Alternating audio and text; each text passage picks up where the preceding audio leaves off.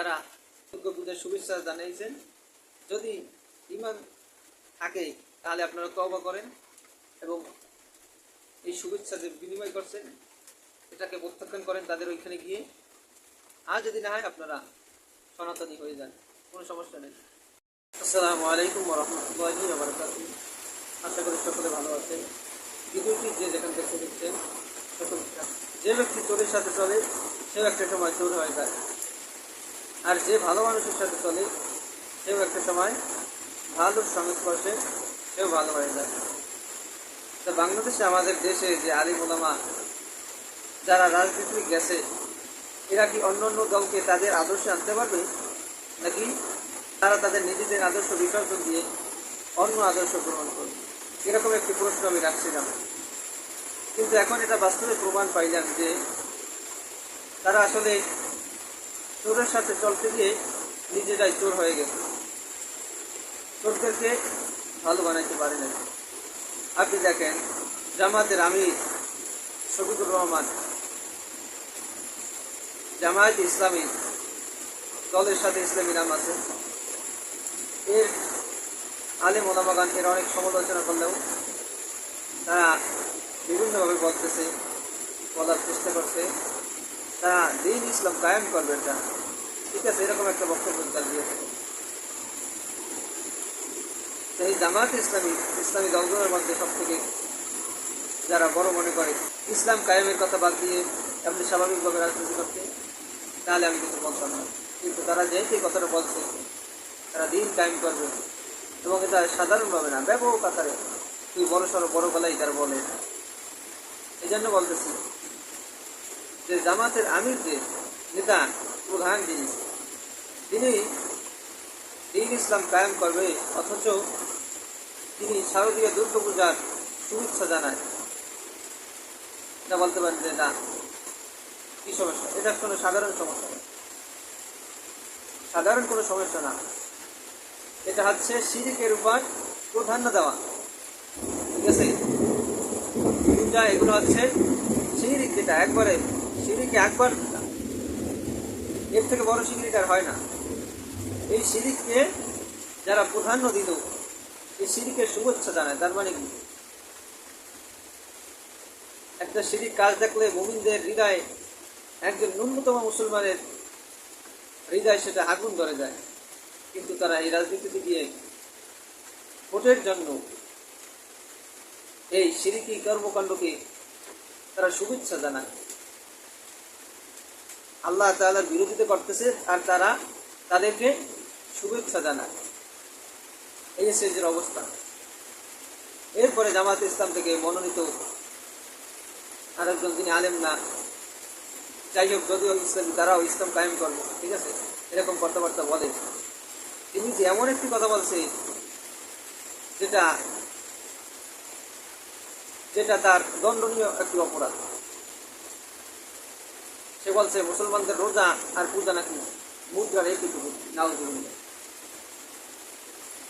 এরপরে আরো বিভিন্ন জায়গায় দেখলাম অনেক টুপিওয়ালা, দাড়িওয়ালা আলেম ওলামাগণ, তারাও, আরেকটা কথা সেটা আমি বলতে বলে গেছি, আমাদের মাননীয় ধর্ম উপদেষ্টা আফামা খালিদ হাসান, তিনি একজন বড় ধরনের গণ্যমান্য আলেম। ঠিক আছে, সেই খালিদ হাসান তিনিও দেখলাম, তিনি যে কাজকর্ম দুর্গা পূজায় সে দুর্গা পূজায় গিয়ে ড্যান্স দেখতেছে। ঠিক আছে, আর এরকম শুভেচ্ছা টুভেচ্ছা তো বাদ, এটা তো আর কি বলবো, মানে একবারে পুরো সব মাথায় জেগে ফেলেছে।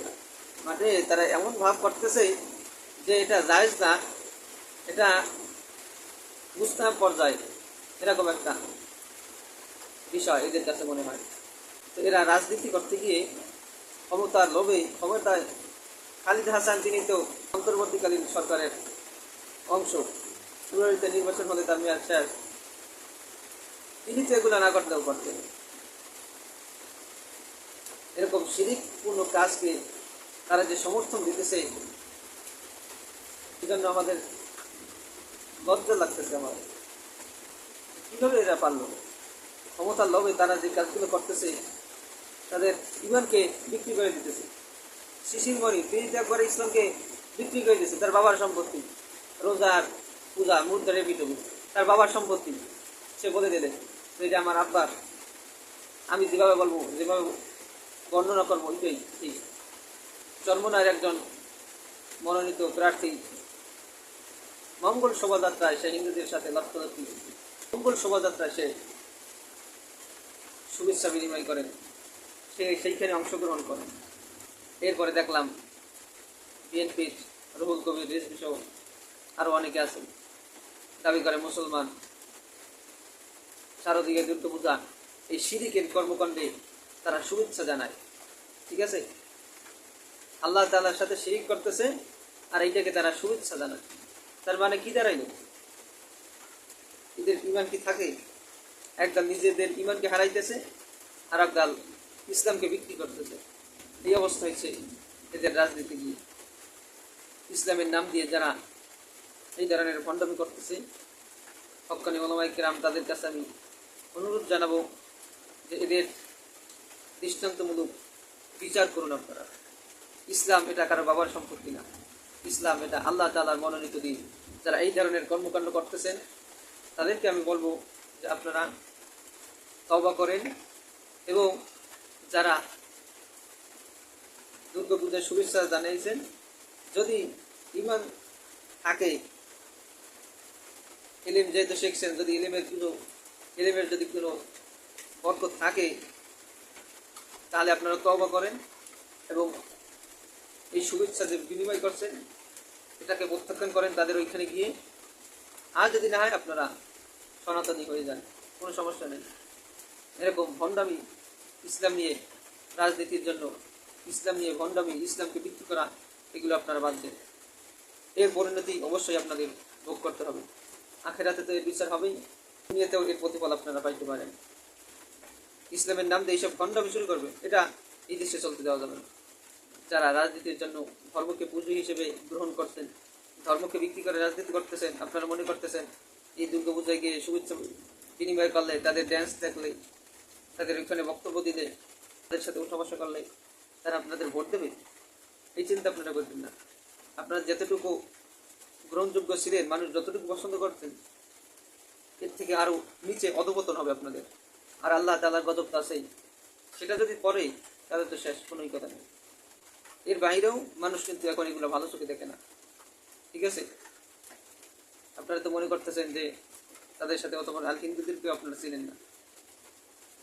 তারা আপনাদের সাথে এরকম করবে, কিন্তু কাজের বেলায় তারা ঠিক মতোই কাজ করবে।